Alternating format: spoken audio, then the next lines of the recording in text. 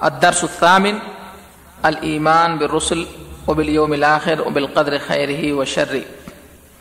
الحمد لله رب العالمين والصلاة والسلام على أشرف الأنبياء والمرسلين وعلى آلہ وصحبہ اجمعین، اما بعد۔ معزز حاضرین، اسلامی بھائیوں، بزرگوں اور دوستوں، آج کا عنوان ہے رسولوں پر ایمان لانا اور آخرت کے اوپر ایمان لانا اور تقدیر کی اچھائی اور اس کی برائی پر ایمان لانا۔ پچھلے درس میں ارکان ایمان میں سے 3 رکن کی وضاحت کی گئی تھی۔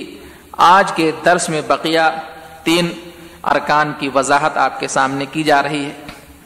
رسولوں پر ایمان لانا، اس کا مطلب کیا ہے؟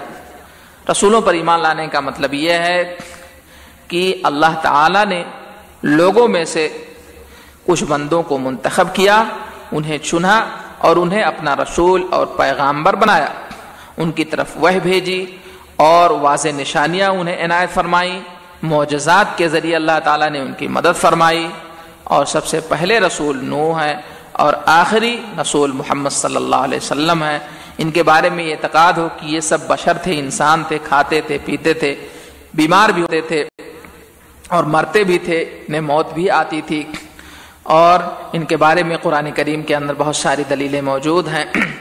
وَلَقَدْ بَعَثْنَا فِي كُلِّ أُمَّةٍ رَسُولًا، ہم نے ہر امت کے اندر رسول بھیجا۔ اسی طریقے سے ایک اور جگہ اللہ فرماتا ہے اِنَّا أَوْحَيْنَا إِلَيْكَ مَا أَوْحَيْنَا إِلَىٰ نُوحٍ وَالنَّبِيِّينَ، ہم نے تمہاری طرف وحی کی جس طریقے سے ہم نے نوح اور دیگر نبیوں کی طرف وحی بھیجی۔ ایک اور جگہ فرمایا وَرُسُلًا قَدْ قَصَصْنَاهُمْ عَلَيْكَ مِنْ قَبْلُ وَرُسُلًا لَمْ نَقْصُصْهُمْ عَلَيْكَ، یہ کچھ رسول ایسے ہیں جن کا ذکر ہم نے آپ سے کیا ہے اور کچھ ایسے ہیں جن کا ذکر نہیں کیا ہے۔ اسی طریقے سے رسولوں کے بارے میں خود اللہ کے رسول صلی اللہ علیہ وسلم نے تذکرہ کیا ہے، جیسا کہ آپ فرماتے ہیں لَوْ كَانَ مُوسَىٰ حَيًّا لَمَا وَسَعَهُ إِلَّا اتِّبَاعِي، کہ اگر موسیٰ زندہ ہوتے تو میری اتباع کے علاوہ انہیں بھی کوئی چارہ نہ ہوتا۔ اس روایت کے اندر اللہ کے رسول صلی اللہ علیہ وسلم نے موسیٰ نبی کا ذکر کیا ہے۔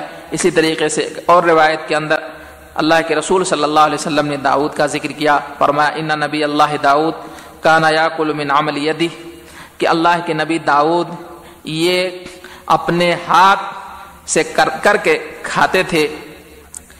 اور رسولوں کے بارے میں بہت سارے مسلمان اور دیگر اہل کتاب ایمان لاتے ہیں۔ اسی طریقے سے مسلمان کو چاہیے کہ وہ اللہ کے رسول صلی اللہ علیہ وسلم کو آخری نبی مانے، کہ آپ آخری نبی، آپ کے بعد کوئی نبی نہیں آئے گا۔ اس کی دلیل میں بہت ساری آیتیں ہیں۔ ایک جگہ اللہ فرمایا وَمَا أَرْسَلْنَاكَ إِلَّا كَافَّةً لِلنَّاسِ بَشِيرًا وَنَذِيرًا، کہ نبی ہم نے آپ کو ساری انسانیت کے لیے خوشخبری اور ڈرانے والا بنا کر کے بھیجا۔ اپنی نبوت کے بارے میں خود نبی کریم صلی اللہ علیہ وسلم نے ذکر کیا ہے، اور نبی کریم صلی اللہ علیہ وسلم کے بہت سارے معجزات کا بھی ذکر ملتا ہے، جیسے کہ چاند کو 2 ٹکڑے کر دینا اور معراج کا واقعہ۔ اسی طریقے سے قرآن کریم بھی ایک معجزہ ہے۔ اس کے بعد آخرت کے دن پر ایمان لانا۔ آخرت کے دن پر ایمان لانے کا مطلب یہ ہے کہ مسلمان کو چاہیے کہ اس بات پر ایمان لائے کہ اس دنیا کی ایک آخری گھڑی ہوگی جس میں دنیا ختم ہو جائے گی اور لوگ مر جائیں گے، اس کے بعد پھر انہیں زندہ کیا جائے گا، اور جیسے ان کے اعمال ہوں گے اس اعمال کے مطابق انہیں جزا اور سزا دی جائے گی۔ نیکوں کو جنت کے اندر داخل کیا جائے گا اور جو برے ہیں انہیں دوزخ کے اندر۔ اور قیامت آنے سے پہلے بڑی بڑی علامتیں لوگ دیکھیں گے، جیسے کہ مسیح جو ہے دجال آئے گا، یاجوج ماجوج، عیسیٰ علیہ السلام آسمان سے اتریں گے۔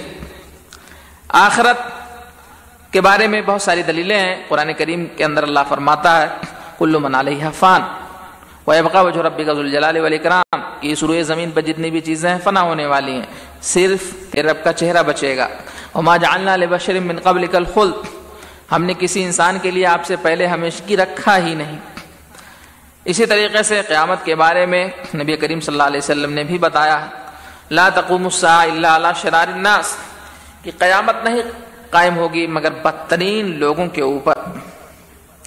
اسی طریقے سے ایک اور حدیث کے اندر آپ فرماتے لا تزول قدم ابن آدم یوم القیامہ من عند ربی حتی یسأل عن 5 عن عمره فیما افنا وعن شبابی فیما ابلا ومالی من این اکتسبه وفیما انفقه، یعنی ابن آدم کے قدم قیامت کے دن اپنی جگہ سے ہل بھی نہیں سکتے اس کے رب کے پاس، یہاں تک کہ اس سے جو ہے 5 سوال نہ کر لیا جائے، اس کی عمر کے بارے میں، کہاں اس نے فنا کیا، جوانی کے بارے میں کہاں بوسیدہ کیا، مال کہاں سے کمایا، کہاں خرچ کیا، اور جو کچھ جانتا ہے اس پر کتنا عمل کیا۔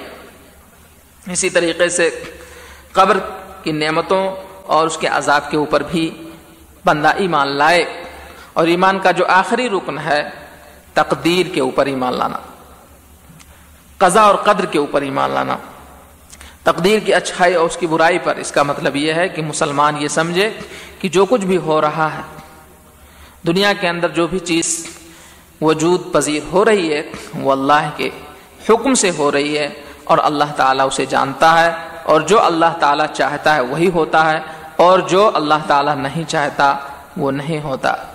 اس بارے میں بہت ساری دلیلیں ہیں۔ اِنَّا كُلَّ شَيْءٍ خَلَقْنَاهُ بِقَدَرٍ، ہم نے ہر چیز کو اندازے سے پیدا کیا۔ ایک اور جگہ فرماتا ہے مَا أَصَابَ مِن مُّصِيبَةٍ فِي الْأَرْضِ وَلَا فِي أَنفُسِكُمْ إِلَّا فِي كِتَابٍ مِّن قَبْلِ أَن نَّبْرَأَهَا إِنَّ ذَلِكَ عَلَى اللَّهِ يَسِيرٌ، کہ روئے زمین پر کسی کو کوئی چیز نہیں پہنچتی اور نہ تمہارے نفسوں میں، مگر کتاب کے اندر پہلے سے اسے ہم نے لکھ رکھا ہے۔ إِنَّ ذَلِكَ عَلَى اللَّهِ يَسِيرٌ، اور یہ اللہ پر آسان ہے۔ قُل لَّن يُصِيبَنَا إِلَّا مَا كَتَبَ اللَّهُ لَنَا هُوَ مَوْلَانَا وَعَلَى اللَّهِ فَلْيَتَوَكَّلِ الْمُتَوَكِّلُونَ۔ اسی طریقے اور بہت ساری آیتیں ہیں جو ایمان بالقضاء والقدر کے اوپر دلالت کرتی ہیں۔ تو یہ چند باتیں، یہ آج کے درس میں آپ کے سامنے آخرت کے دن کے اوپر ایمان لانا، اور قضاء و قدر کے اوپر ایمان لانا، اور رسولوں کے اوپر ایمان لانے کا مفہوم بیان کیا گیا۔ دعا کریں کہ اللہ تعالی ہمیں اسلام کی صحیح سمجھ عنایت فرمائے، آمین۔ والسلام علیکم ورحمۃ اللہ وبرکاتہ۔